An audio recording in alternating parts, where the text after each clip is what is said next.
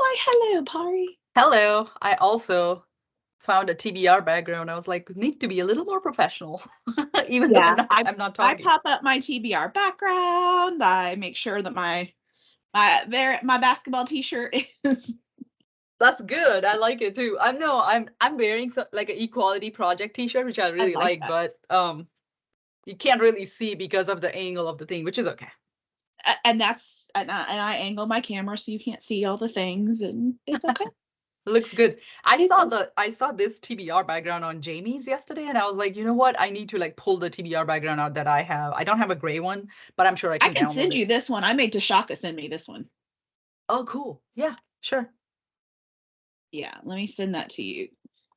Then we can all I match. like it a little better than the blue. I just like having an option to the blue sometimes I because it. do I do like the gray much better, but I just didn't have it for sure. Well, I saw Tashaka with it one time, and I was like, I need you to send me that background. Yeah. Especially since, some of this halo stuff that happens, it kind of blends Mhm. in better with something that's light versus the blue.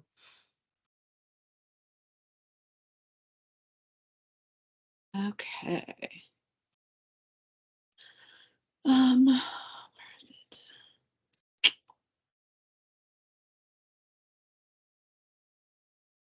Yeah. Yeah, Jamie and I presenting is a little on the hilarious side because we just sort of roll like we have sort of a plan, but we don't, and we're really good at not caring of who's like we have zero ego involved when we do stuff. So it's Yeah. like, you want to talk? Cool. I don't care. I'm. I could see that. I mean, that's probably the best way to do it. Also, that feels more organic to me. Me being coming from a second ESL, like I just start sweating and I have to prepare, and it has to be more not scripted, but like I have to know. So I'm like, okay, Yeah. let me just first observe and then maybe I can do something else later on. Yeah. Well, when you're more comfortable with it, you can always jump in and ask questions. And Yeah, like if somebody says something that strikes you, like don't hesitate to ask questions and yeah, no problem. push for more and all that good stuff. Yeah,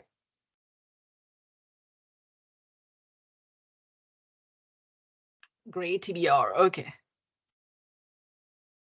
how does this work? I just down save as. Okay. Yeah, you just save it as a picture. And then when you go into Teams, you Yeah. can select it and it'll upload it. Okay, great. I can do that. Okay. Should we start letting people in? And I'm sure Jamie will be here in a second. Yeah, go ahead. Oh wait, I'll go ahead. Admit It's up all. to you. Okay.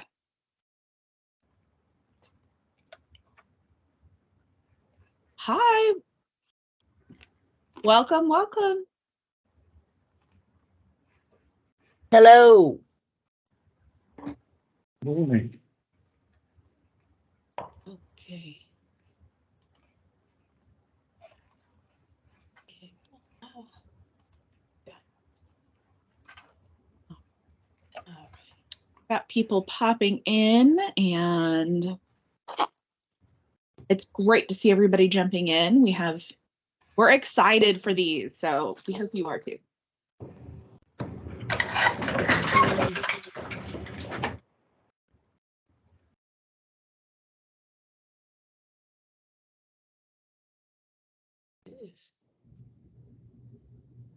And we're going to give everybody just a minute as we've got folks coming in the room, and then we'll get started.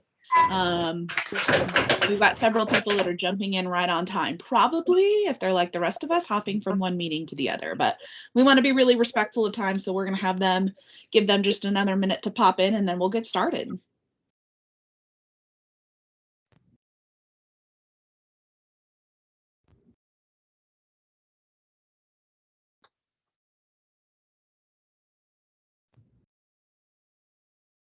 And you all are welcome to join us on camera. You're welcome to do what's comfortable for you. We're looking forward to the conversation today.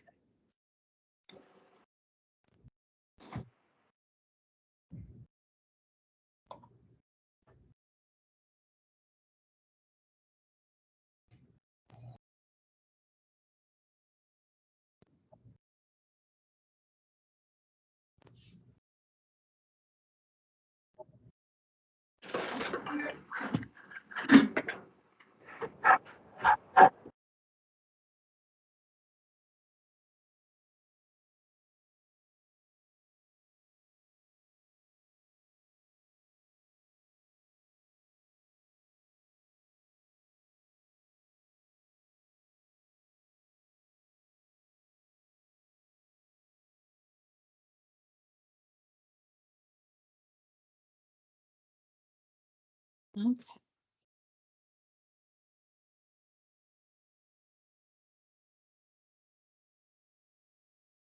Well, I know we've got a few more people that are going to join us, but we do want to be respectful of time today and make sure we leave enough time to have some great conversation. So as we start getting our presentation pulled up, I want to take a minute to say thank you for joining us today for our very first Tech Talk Tuesday. We're very excited to have you here.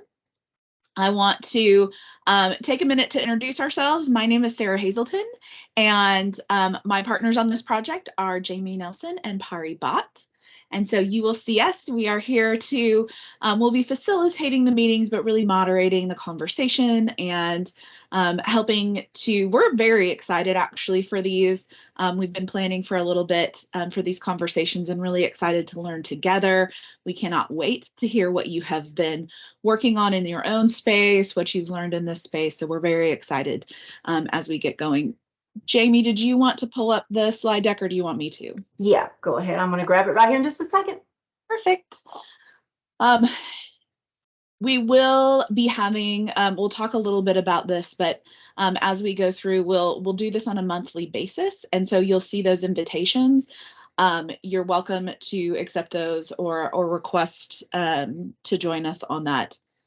Through that invitation, we'll send it out every month. But what we want to do with these is we really want to exchange ideas and explore the possibilities. And we've got a few more people coming in, so we're going to make sure they get admitted. Can everyone see those slides? I can, Jamie. Okay. Yes. Okay. I did want to say that as I'm admitting people, I am muting their mics, and so if and when the discussion portion opens up, and if you want to say anything, make sure your mic is unmuted, just for echoing purposes and smoother audio. I am making sure that everybody except the presenters' mics are off. So awesome. Thank you, Pari. Okay. All right, Jamie, you want to move it forward for us? Absolutely. Thank you. So for this very first session, we wanted to spend just a minute or two talking about what is this thing we keep calling Tech Talk Tuesdays, and then really get into the conversation. How are we seeing AI in our daily lives? And really the meat of these meetings is the conversation. And so that's where we'll get into how are we actually using AI now? Where are you seeing it in how are you using it? How's it working? What's going well? What have you learned? And then we'll talk a little bit about next steps. But first we want to just take a minute or two and explain exactly where this concept came from. So for many of you, you may have been aware or have been part of, because I see some familiar names. At the end of June, we hosted a series of learning sessions to understand two things. First, we wanted to know, how are we already using AI?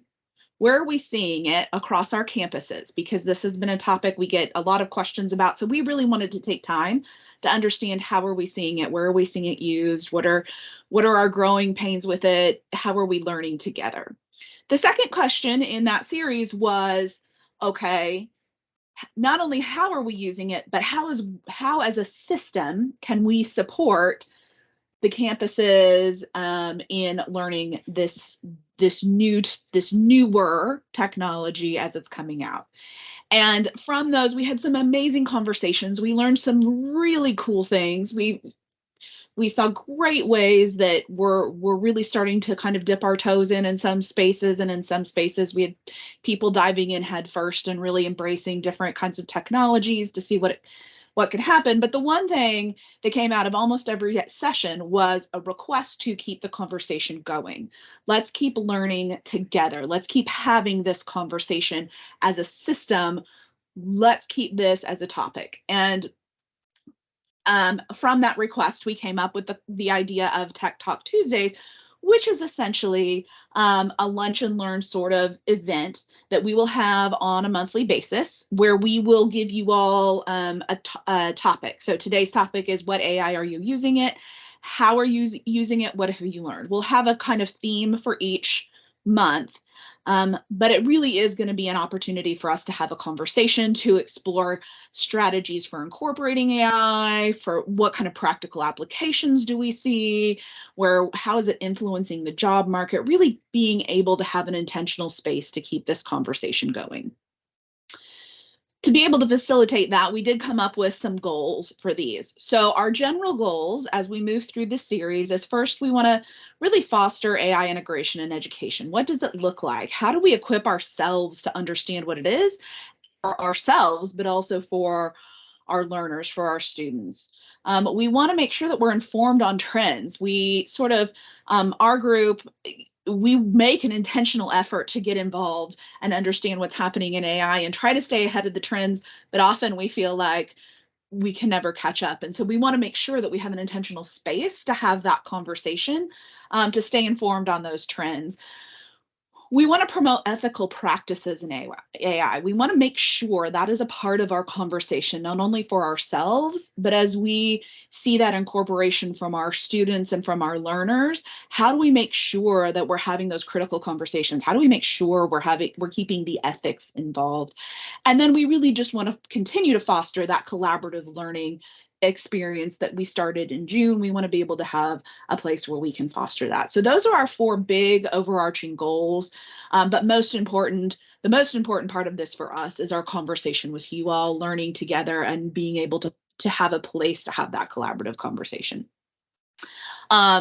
We will be sending out invites on a monthly basis, so you'll be able to register as we go. If you're interested in continuing in the series, you can come in and out. We are recording the series, and we'll be including it in some resources. We're partnering with Student Success, and we will have resources up in the next few months on the Center for Teaching and Innovation that's already on the TBR website, but we'll keep you all appraised of that. That's kind of our goal for Tech Talk Tuesdays. And with that, I actually want to move into the reason why we're all here is to have this collaborative conversation. Okay, so as Sarah said, we're going to work as a group to wrestle this thing, right? To try to get our minds around it, our hands around it, and how we can use it in the classroom, and how we can work with our students to use AI, because it is an emerging skill and employers are quickly moving into this space. So our graduates need to have some experience and understand AI uses and ethical principles around AI use. But one thing that we want to take a moment and look at is, we kind of feel like ChatGPT came in with this boom, right? So all of a sudden our world, it seems like it changed in one day. But we really are rubbing up against AI all day long in our daily lives. And the slide in front of you is just some ways that we interact with AI, and some ways that our students interact with AI.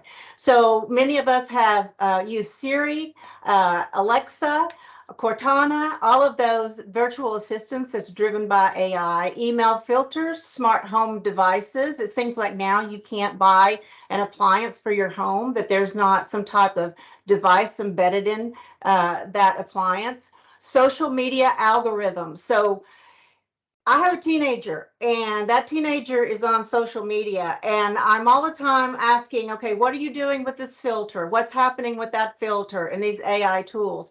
And so they're getting exposure to AI through their social media as well. When we go to Netflix and we have shows offered to us, movies offered to us, they're matching to us. That's AI driven. Online customer support. Companies are moving into this space rapidly because it's getting much easier to build these chat bot assistants. You can do that now for your classroom. It's really simple. And maybe we can touch on that in one of our sessions, is how to do that. But customer support is a big area.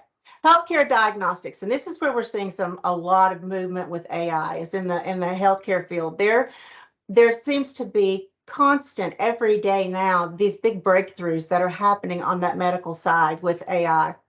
Search engines, you're using search engines on the web. We can embed our AI tools within the search engines. Search engines have some built in ubiquitously. So we are using those as well. And we'll talk about some extensions that you can embed in your browsers. That's one of the things that I really love about about AI use with my browser. Now I've got the extension set up to where I don't have to go into ChatGPT all the time. It's on my screen as I'm browsing the pages, and it's conversing with me about the content that it's seeing on those web pages. So that's really interesting. Navigation, I use it every day. Where I'm going, when I'm going, is the traffic okay, all of that. So that's all AI driven. Vehicles. So Ford Motor Company just decided to embed ChatGPT in all of their new vehicles. So it's in the autonomous vehicles that are coming out, but it's also in the more traditional model companies that we have been used to all of our lives. So it's moving in that direction as well. E-commerce recommendations. So when you're shopping online, we get on Amazon, it's constantly suggesting to us, right? And it also keeps up with my orders, which I love because I can not remember what I ordered this time last year and I want it again.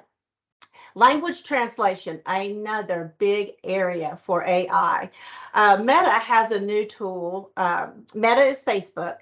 So they've built a new tool that speaks, I believe, in 26 different languages. So I can go in there and speak a few sentences or a phrase, or I can type a paragraph and then decide what language I wanted that translated to, and it does it for me.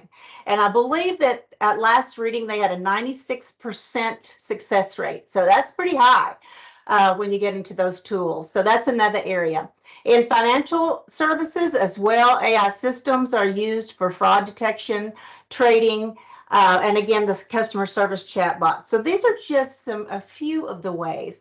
If we sat down and tried to really catalog all the different ways that we are engaging with AI every day, I think we would all be really, really kind of shocked. It's everywhere, right? It's ubiquitous and it's becoming baked in. And for us in education, it's this great opportunity to revolutionize what we are doing and how we are doing it, but it's not without apprehension, right? So we are worried that students will jump in and start using these tools and give up their agency. So those are the kinds of things that we really want to focus on with this series, is how do we go about learning and incorporating AI in a positive way and modeling for our students how we do that in a positive way and how we can really exploit the technologies to help us do our jobs faster, more efficiently. So maybe we can offload some things into AI systems that will free us up to think more critically about other things that we're doing, and for students to be able to think more critically as we are learning.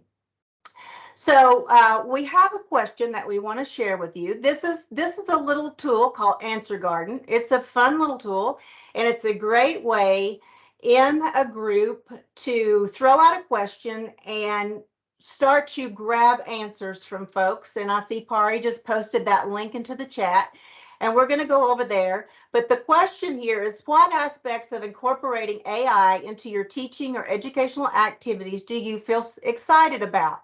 Now, we're going to focus on the positive side. We know we've all got apprehensions. We're operating in reality, but we want to see what are the things that maybe I can do. And if you're absolutely new to it, maybe you're just not sure about that yet. You're a little bit in a wait and see mode, and that's okay.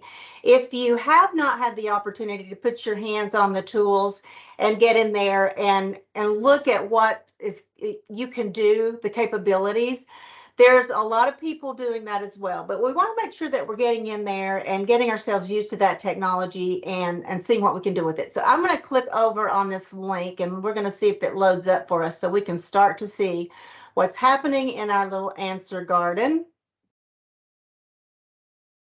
Okay, I see personas. All right, so what you're going to do is just type your little answer. What are you excited about? What possibility? What capability? As far as personas go, you can have AI take on different personas. So if I am a student in a class, I may have it take on the role of a tutor for a particular subject. So that's a really good way to do that. So let's see, what are some ways we are excited about incorporating? For me, I'm going to put time-saving capabilities because that's one of the big ones. And I'm going to refresh the screen. Let me get that in there. Time savers. All right, hang on.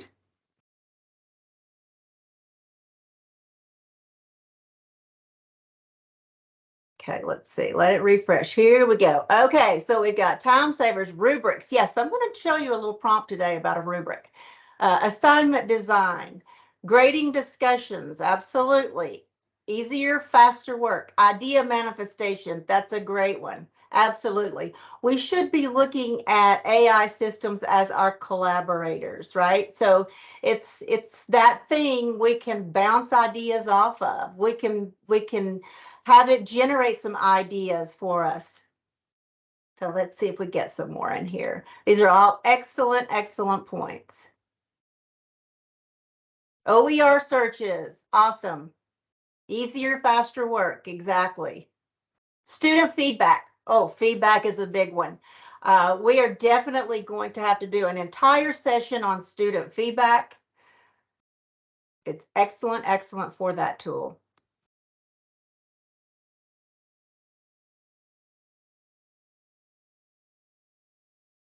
Checking plagiarism, another good one. Assignment design, absolutely. Okay, so what I would like to do now as a group, let's take some of the things that we have on here. Some of you have given absolutely excellent answers. I would like for you, if you would, you don't need to come on camera if you don't want to, but let's vocally discuss these and let's talk about some of the things that we're doing with it. Because one of the things we want to do with our Tech Talks is share out best practices. Well, what are you doing? So we're not trying to reinvent the wheel every time we start to touch AI. So if you would, let's all jump in there. So one of the things that I'm going to show you today very quickly at the end, it's going to be astonishing if you have not used ChatGPT before, because one of the things when I was teaching full time that took me a lot of time was to think about lesson creation, assessments, and rubrics. And you've got all of that in your feedback here. And we're going to walk through that easily. But I have found that it is super, super efficient to help me with idea generation, lesson generation. So what are some of the other things that you have tried with the AI tools, whether it's ChatGPT or another tool that you're using? Anyone want to share? I specifically actually assign AI as an activity to complete work. So it's a group project where they have to actually use the personas of different theorists to complete an analysis of an actual client or a case. And then within that, they have to evaluate and compare that with their own notes and incorporate class notes with AI notes to complete the assignment. So that's what I specifically do. So that's awesome. You have lots of critical thinking going on in there. That is excellent. And that's advanced. That's an advanced use for sure. Okay, so if you're having mic problems, put them in the chat. Feel free to put your ideas in the chat. Yes, I see James has his hand up.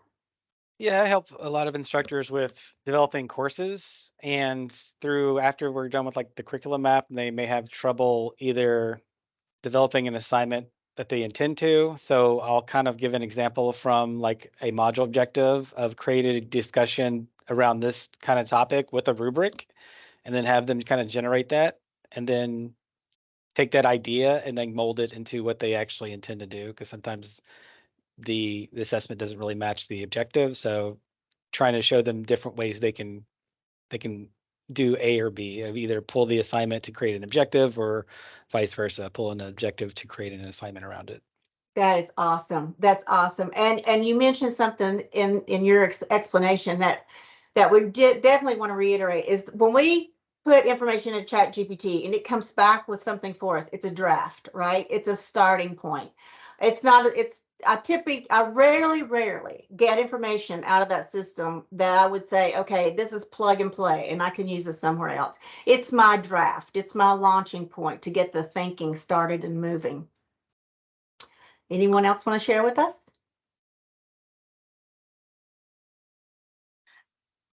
did want to say Candace pointed out in chat that she helps her students use AI to come up with synonyms for search terms, additional ideas for topic breakdowns, and as a sort of a personal tutor for challenging topics in writing. So helping students already. That's great. Mhm. Thank you, And, Candace. and Tiffany has her hand up. Hey, I'm in a Comp 2 class, and we've just been asking ChatGPT if it can do each step that we need to do. So we've asked ChatGPT to brainstorm. It was good at brainstorming. We've asked it to outline. It was good at outlining. But when it came to the actual essay creation, like in our minds, we kind of thought it could just write this beautiful essay that flowed like human writing, and it cannot. So they have been generating documents and then evaluating them as if they were the professor and grading them, so to speak. Like, where does this document need bulking up? Where does this document need a good example? Where does this document need a quote? And they have loved it because I think they've been pretending that they're professors, and it has great potential for critical thinking skills because they are evaluating the text. So they've really been enjoying it. That's fantastic. Yeah, a little clarification on mine. I have an actual class that's on prompting. So when they're doing this group project to do this, I'm actually teaching them how to prompt, teaching them how to look for information, teaching them how to evaluate or reconfigure that information. So it's not just using personas, but actually teaching them how to prompt, how to ask questions appropriately. So I use it more as a resource and a tool as opposed to just an aid. And so I teach them how to use that tool. So the class activity is actually using AI effectively, through learning prompting. Okay, so you have a prompting class? Is that what I just heard? No, I do prompting in the Oh, class. prompting in your class. Okay. So, you can say use AI, but they may not know how to use it effectively. So the assignment is actually a whole class project of prompting, and then they have to complete the assignment. Absolutely. Okay. Thanks for the clarification. So quick question on that. Are you going out and data mining prompts? Are you having ChatGPT build the prompts? How are you doing that? No, I'm asking the students to interactively learn, through process of trial and error, how to prompt. So during the class, everyone has their laptops and they're going through the process. Is that answer sufficient? What else do we need to know? And so that's how it goes through their process. Excellent. Those are excellent ways to use this tool. Both of you are really showing students, you're putting them in the driver's seat, and that's really important to do. And let them evaluate, right? Let them see how they can critically analyze what they're getting out of the system. Anyone else want to share?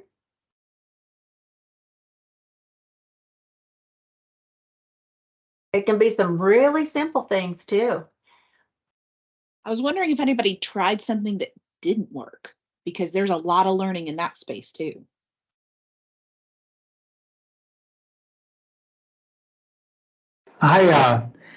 I've tried, as a librarian, to get them to look up articles, and all the articles that references were wrong. I had it to do the research, and then the citations were absolutely made up, and that was kind of discouraging. And have you had that to happen? I have heard other people say, I think it's getting better, but I did see something really interesting. In fact, I threw it onto a prompt sheet I'm keeping that was an activity suggested for librarians, and it was to produce a set of citations that had to be corrected by students. So it might be a good way to spin that around and say, hey, okay, these citations are not correct. Now you take these and make them correct. And then students can understand that what they're getting out of that system may not be valid and reliable, but yet they have to come behind it and then clean it up and do the work. So yes, what you're finding is not unusual.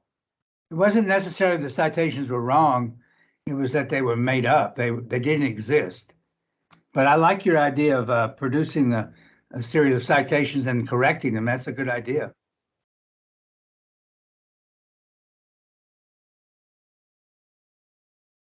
I've had pretty consistent in what I'm doing with it. I'm not asking for citations, but I've had pretty good consistency on correct work. I've been tinkering with Four and Dolly and creating images, and it's got a long way to go there. That's where I'm seeing some challenge for it. But on the text side, we've heard in our listening sessions that citations were an issue at that time, and mathematical calculations. But they're telling us, when I say they're telling us, OpenAI is saying that they are improving. They're really working on those areas now to improve those. And so these machines are learning and they're getting better every day, right? So we're excited to see them get better in those areas. But yes, if it's doing something incorrect, no matter what your content area is, just spin that around and say, okay, students, here you go. This is not correct. Make it right. Other ways?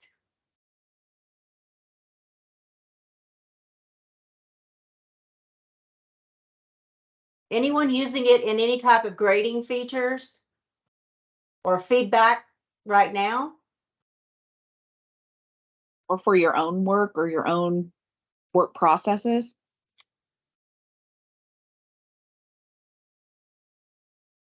Anyone using it to rewrite your emails? I do that often. There is a new extension. I think it's a Google extension that ChatGPT offered to check text, whether it be email or a student paper. You can copy and paste into a little box and it'll check if it was written by AI or not. And I've used it a little bit, and it's also integrated into our Turnitin system in our D2L, online learning area. And I do like that if a paper is picked up as being written by AI, I can simply copy and paste what the computer said about the paper to the student instead of saying, I'm not sure that you wrote this paper. Myself, I can kind of blame it on the computer and say, ChatGPT says that your paper seems to be AI generated. And then I'll ask the student if they have, like a rough draft or research notes or things that, like various drafts of their paper that they can back up that they actually wrote it. So this has only happened like twice this semester, but I kind of like that I can just copy and paste what the computer said about your paper instead of like me being accusatory. So it's kind of a nice little tool. Absolutely. Yeah, one of the things I just attended a conference just recently in actually in Orlando, and there's some legal ethical issues about using some of these tools to check AI because they're not accurate themselves. So if they're 70% accurate, that means 30% of the students you might be giving making do extra work or potentially jeopardizing their academic experience. And so they said until they can get beyond that, you have to be careful because it kind of puts you in a situation where that it may affect some students very negatively. And particularly, they said a lot of times that folks were checking folks that were not non-native speakers of English. And so they had a tendency to check their work more often. So it ended up having what some would say more of a ethnic or racist tendencies that some students felt that they were being targeted. So it's real careful how even that's used. Absolutely. And, there's bias in these systems. You have humans coding them, so you're going to have bias introduced into them. That's a really interesting conversation to have with students in the classroom and get their ideas on it, get them to critically think about what they're seeing in front of them, what's coming out of those systems. Yeah, but the bias was not just with the AI system, it was with the instructors not trusting the students. That's the issue. It wasn't that AI wasn't correct, it's just that they were questioning or supposing the students' level of intelligence, the way they articulate, and they had a tendency to check more often those persons that were non-native or who they did not believe were strong students because of whatever characteristics that they had. Okay. Wow. That's interesting. Anyone else want to share? Anyone tried to use this for personal, like you're planning a trip? You are planning a workout regimen, anything like that? That's interesting. It's a good fun way to start. If you've not interacted with ChatGPT, start out with something that you do as a hobby. That's a good way to get into it.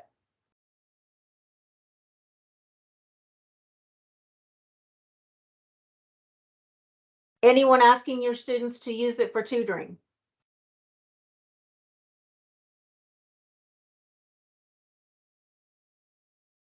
No? Yeah, Yes, go ahead. no, I have students that if you need it summarized, you can summarize this. So, well, speak to me as a fifth grader and help explain this to me, and see if they could find different ways of you know, being able to reframe things by making it more simple, then going back to more advanced. So start talking about the neuron and some of the responses with action potential, resting potential, those kind of issues. Then when they actually get it to break it down as a fifth grade student, they say, "Oh, okay, I get it." Then we can talk about the other things. Absolutely. When I very first put my hands on it, one of the first questions I said, explain blockchain like I'm 5. Because that's really the level that I needed. But it's interesting when you do those kinds of things just to see how it changes its tone. Well, and that reminds me, in one of those sessions this summer, we had a faculty member who said they had taken their own content and put it into AI and said, reword this content like I'm an 8th grader, so that they could check themselves to make sure that before they went in front of their class in the fall, that they were kind of giving themselves a self check. So that was an interesting approach to using the tool. We also have some comments in the chat. Candace shared that she resigned from a committee, and while she wrote a real resignation letter, she also had ChatGPT draft one that was completely hilarious, which is a great example of how sometimes it doesn't always quite get it right.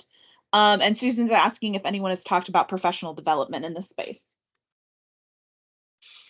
Anyone So for us, we are turning on Panorama over Thanksgiving break, and for our convocation in January, we're going to be doing advanced features of Panorama for our faculty. So I used it just to see what I should talk about. It generated a really great list. So That's excellent. Anyone else done any PD?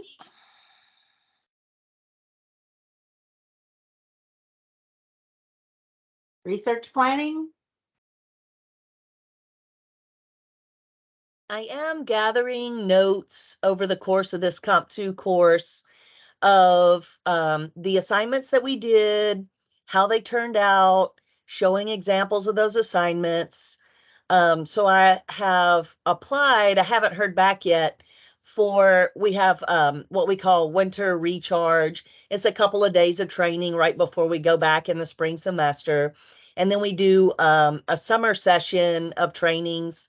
And if I get picked up to do the presentations, I'm just going to share what we've done so far and the outcomes of the major assignments, how the students liked it. And I also last night asked for volunteers of any students who wanted to make short videos of their experience from the class, just to get their perspective, kind of showing, I mean, this is just for writing, but just kind of showing that it's not scary if you just jump in. And I jumped in with zero knowledge, which is the way I wanted to go in, because I was wanting to share the experience with the students.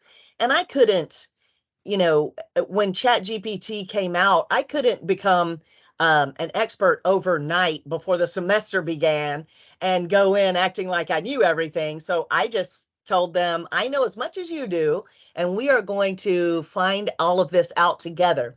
But I have all of their assignments, and I've been scanning all of their writings upon the page of what they discovered. So that'll be some teacher training, whether it be in English or not. They can just kind of see what's out there, what's going on, and how we dealt with it. That's terrific. The things that you all are doing, document them. You may have a published article on your hands that you can put out there. So that's fantastic. I really appreciate your saying to your students, we are all in this together, because it does build a level of trust, I feel like, when you're, brutally honest with your students about that kind of thing, because we are all in the same boat on this thing.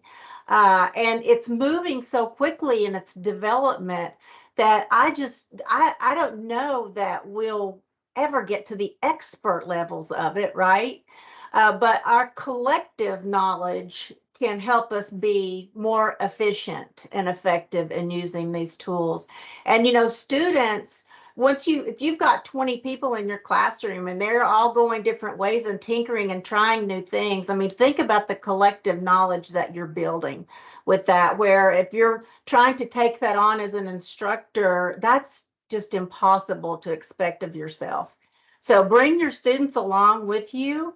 I have been in a few meetings where instructors have put students into collaborative groups and asked them to craft different AI policies for uses from the student perspective.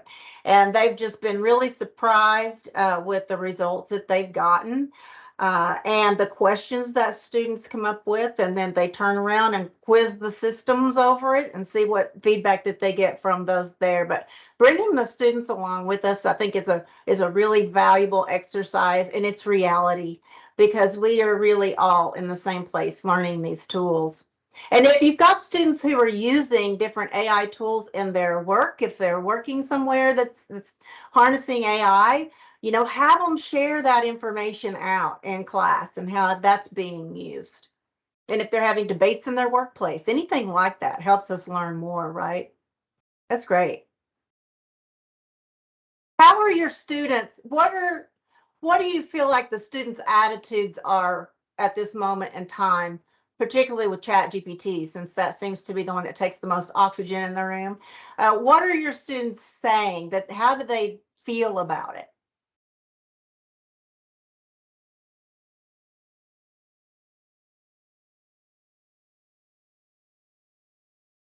Are your students sharing? I would say, as far as for my active, they're amazed, because we just not use ChatGPT, Google Bard, Bing AI. So we use quite a few of them in the project. So no, they're amazed. Like they just found something. Yeah, it is amazing. You could have them compare those models and see what the differences are, for sure. It is Yeah, amazing. I agree with him exactly. I've been teaching for over a decade, and this is first time in a long time I've seen like a look of wonder on the students' faces, like their eyes have just lit up and they're like, "Oh my God, it's doing it. Did you see what this did?" And that right there, if you just gave me, 10 minutes of that for an entire semester, I was like, that just made everything worthwhile. So they do have a sense of wonder. One student early on in the semester hung back to just say, he asked, "What are the professors saying about this?" And I said, "It seems like everyone is just petrified." And he said, "Well, guess what? They're going to have to get over it." And so his perspective was, it's here to stay. It's going to morph into something else, but it's not going to go away. And professors need to get on board and decide how they're going to deal with it. And the students have just been engaged. I was just thinking that of all my classes, my in-person classes, this class is the most well attended of all of them. They're still, like last night on a Monday night, all of them are still showing up. So that's That's kind of crazy. We only have 2 more Mondays, and last night there was a full house. So they seem very excited. That's terrific. And I feel it kind of feels that way in education, that we've gotten this big injection of innovation and energy. And everybody's like, wait a minute, I can mix things up much easier than I could before. Which is super exciting. That's great to hear. Anyone else want to share how your students are feeling? Candace shared in the chat that her dual enrollment students, because they're not keeping up with news, they're not watching, they were largely unfamiliar with it. And so when she's introducing it in a class, it sounds like that they are really excited about it. Because and it came out later was because they just didn't know about it. And so they're learning about these new technologies in class. And I think that's true for several of our age populations and our demographic populations, is some of them are just learning about it when we're showing it to them, which is actually kind of cool too.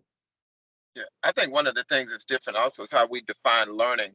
And when students actually go out and seek for information themselves and think they have access to it, they have a greater sense of motivation. So it's almost tricking them in a sense by saying, hey, these are the answers. You can go find them. That's what I want you to do. I want you to go look for answers. I want you to read. I want you to evaluate the answers, because they learn about so much stuff that has nothing related to this. They'll know about all forms of marijuana that they've searched online, but they won't know about their assignment. So if you convince them that they're cheating, but they're really learning when they're cheating, they're kind of confused that you're doing something that you want them to do all along, which is read, know how to ask the right questions, look for the right details, and become an expert on the content. That's terrific. Absolutely. I feel like one thing that we're all going to get better at is asking questions. That's for sure. Because you keep having to iterate, right? Till you get to the point where, okay, this is something that I can use. Anyone else have an older demographic of student? I'm interested in knowing maybe how adult students are feeling.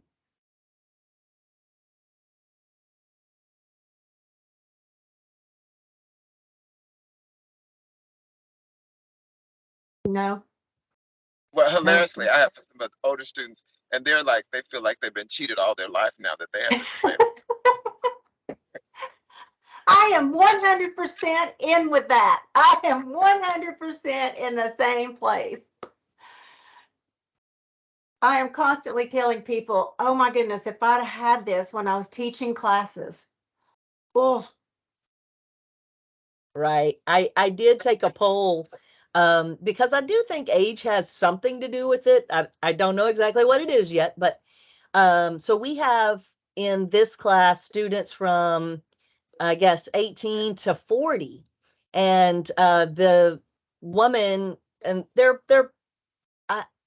40 is the oldest, but I think there's one age very close to her, and they've been doing great. Like we just heard before, hardly anyone knew about it when we started the class, but the 2 older students just jumped right in and have been, doing excellent work of evaluating what they've been finding.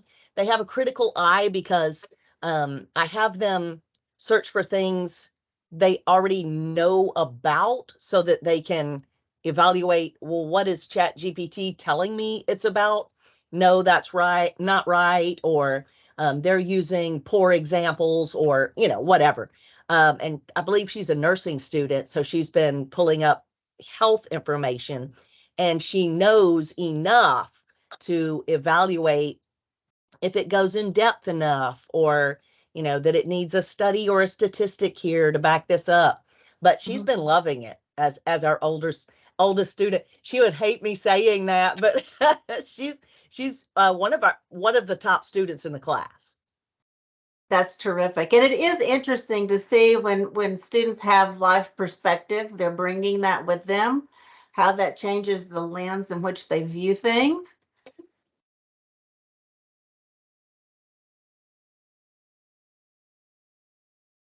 Anyone else have any others that they want to share?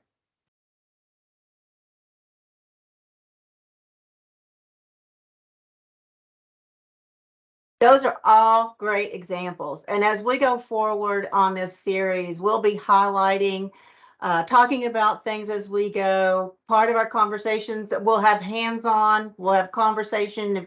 If you also, if you think of a topic that we've not touched on, please let us know about it. If you want for us to go do some research on a topic further, we are working on creating somewhat of a vetted repository for everyone across TBR, so we can spend some of our time going through and finding maybe tools, but we really want to focus on application of them. But you guys, you are a terrific group. I'm telling you, you are running and moving and shaking things up, and that's terrific to hear. And we also want to do a spotlight across the system and highlight what you guys are doing so we can share it out with the entire group. And if someone's not able to be here, then we have that information documented that you are doing in your class. So let us know as we go forward when you have something. When you have that moment in your class and you think, oh my gosh, this 10 minutes was heavenly, you know, just share that experience out with us, and we can then let everybody know this is what you did. And set it up for them so maybe they could try something like that. When will that online repository be ready? And we've got it. We've got quite a bit of it built right now. We just need to get it cleaned up and put into a useful tool so we can prioritize that and make sure. I know that we wanted part of it done because when everybody has a break over Christmas and you have potentially, hopefully, a little downtime, you can poke around in there and see if there's some things that you can use, you want to use. And we are an extension of that repository. So if you're looking at something we have in there and you're wanting to know more about it, how it was used, etc., then have a conversation with us about it. So it won't be just a list of things that you can take. We can talk about them as we go forward, but we'll try to have that up super quick. what exactly will be in the repository? Examples of teaching methods, videos, everything? Anything and everything we find and we go, that's kind of a nugget. You know, there's a good thing that we can take and use for our faculty. We attend lots of webinars and we listen to people talk about what's worked, what's not worked, their best practices, all of those things. And we try to just siphon off the things that we hear and see that have been really effective for different instructors. So that's kind of how we're going about building this thing. And so it's going to be a living thing, right? This stuff, as we said, changes all the time. So something we're doing yesterday may not be as effective next week, whatever. But we're just going to build it out and give it a good set. And then hopefully one of the goals is that you guys, with all the great things that you're doing, with the tools that you're using, we can all share and just kind of build this as a living repository for everyone to use. That's what we're thinking. Thank you so much. You're welcome. We've got a couple of minutes here moving forward. I wanted to kind of treat this like, okay, we're going to start from going in the door to ChatGPT. And if we have some folks here that haven't really interacted with it much, I'm going to demonstrate just a couple little prompts with you to kind of get you thinking.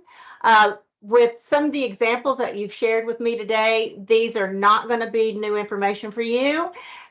You've probably done these things already, but I'm going to go ahead and jump over and share. Let me jump to ChatGPT. And one thing I'll do just real briefly. Can you guys see my screen? Are we still going? Yes. We're good. Okay. All right. So this is ChatGPT, and what OpenAI has got a really effective business model, I believe, because we've got 3.5, which some of you know is the free version, and we've got 4, which is the plus version, and that's $20 a month. And so what OpenAI has done is they have combined these two, where if you have purchased 4, then you have access to both of 3, 5, and 4. So briefly, what are some differences? In 4, I can use 4 for advanced data analysis. I can use it for image generation. I drew a picture of a web page, a very rudimentary web page on a piece of paper, like boxes, and put picture here, box text here, uploaded it into ChatGPT and said, code me a web page that looks like this drawing, and it generated all of the code for me.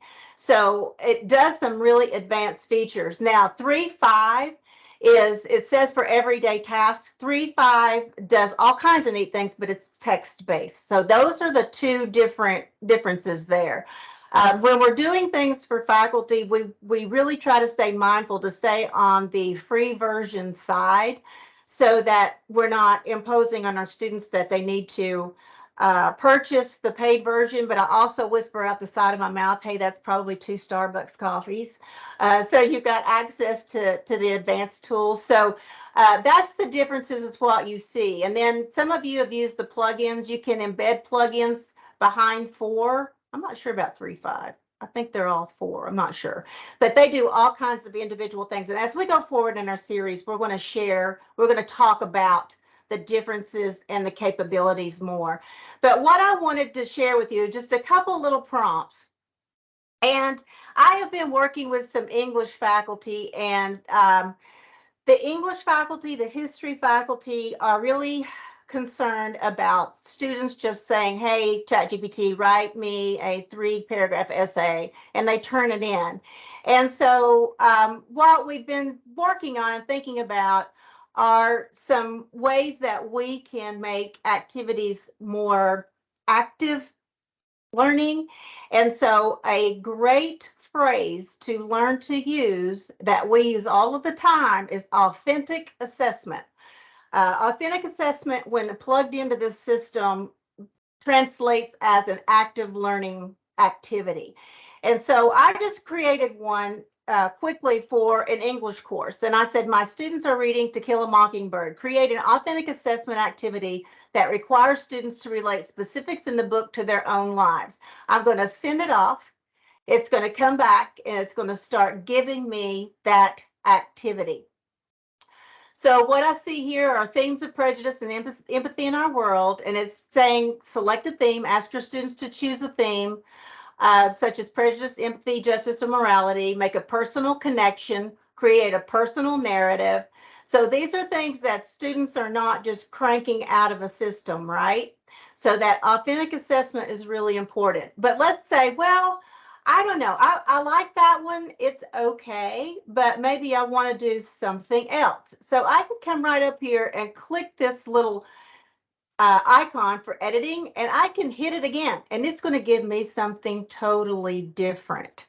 Now I've got set up to where my students are ChatGPT is actually asking me questions. It says, before I create an authentic assessment, because I hit that thing and said, I want to try something different, it's going to ask me some questions. What grade level, what specific themes, what aspects, then I can modify that to be more personal. So I'm going to try it one more time and see if it'll just give me a new one, because I want to go past that.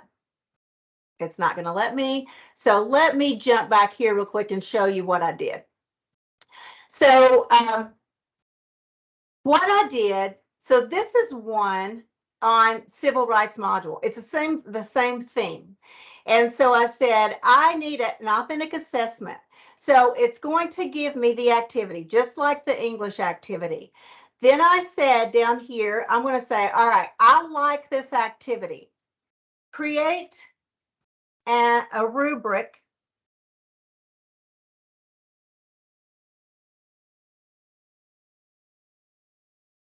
Create a rubric for this activity. And here we go. It's going to start building me the rubric for that activity. So then what I've got here, let's see, let me roll back up here. So it's got instructions. So students are going to get into groups, do research. They're going to do a time capsule. This is a time capsule project. They're going to do a presentation. They're going to build that time capsule. We're going to have a reflection and discussion, and then talk about future retrieval. And so down here, it's going to build a rubric based right on that particular activity. So this is the kind of thing that can save you lots and lots of times. And this can be your draft out into that activity. Now, one thing that I love to do is I say, okay, this is an excellent activity. Gamify this activity. Let's see what it does for us. So it's going to come up with some type of game that your students can do that will have some level of competition that they can do with that activity. So what we would ask you to do in the next weeks is to throw an activity that you have in here and tell it to create an authentic assessment activity, create a rubric for that activity. Then try gamifying. It comes up with some really neat strategy games for your students to do. So that's one great way that I use it. Another great way that I use ChatGPT is I get lots and lots of emails. So let's focus a second on productivity. So I've got email is taking too much time. Provide some suggestions to streamline. So it's going to start coming back with what I can do to streamline my email. Check it at specific times, use filters and labels, unsubscribe, prioritize. So I'm going to say, okay, those are all great, but provide me with a sample schedule that I can follow for email check-in. All right, so here we go. Monday morning check-in, 8 to 8:30. Start with a brief email check-in. Scan your box. Respond to emails that require immediate attention. It says in here that if emails are 2 minutes and under, answer them then. If not, save them for later. And so it gives me this nifty little schedule that I can follow. So that's one of the things that I will take for my productivity and then modify it and use it. So it's got all kinds of neat things that you can do. So that's just two quick examples of some things that we're going to do moving forward. We're going to peel apart the onion of how do I create learning content for my courses, smart content it is called, where it can be quickly, easily adapted, and I can use different formats for it, whether it's presenting, peer reviewing, gamifying, all of that kind of thing. And then we'll put on our production hats and we'll say, okay, how can I, in my classroom environment or in my financial aid office, I put in a great prompt that said I'm a financial aid director and I need to have a team building activity for my employees and it needs to be under 2 hours. And I had them do a campus scavenger hunt and I said, okay, create the scavenger hunt, and it did that for me. It also came up with a really cool little bingo game. So all of these are the kinds of things that we want to do going forward. We want to hear from you. What are the things that you are interested in seeing? You may not, right now, if you're new, you say, I don't know what I don't know yet. So just hang with us and watch a little bit more, converse with us, to email back and forth. We can give you some ideas. So with that, I'm going to hand it back over to Sarah and she's going to wrap us up. Jamie, do you want to put back up our next date? So we do want to thank you all for your participation today. I learned some things. I hope you learned some things. We had some great interaction.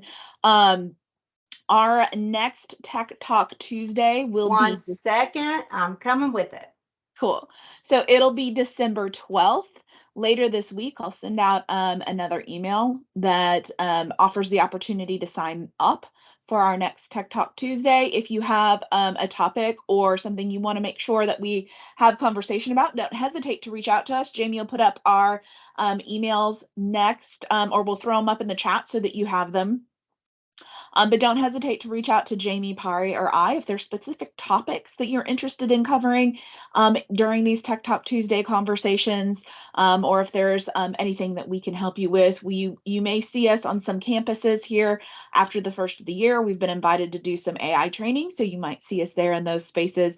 But please, this is something that we enjoy having conversations about. We love learning with you all. And so please don't hesitate to reach out. Please let us know what's going on. This is not only is it fun for us, but we like to have, we're really excited about this collaborative learning space. So thank you all so much for joining us. We want to be really respectful of time and tell you to have an amazing afternoon, and we'll see you next month. Yes, Susan, we are still on for training.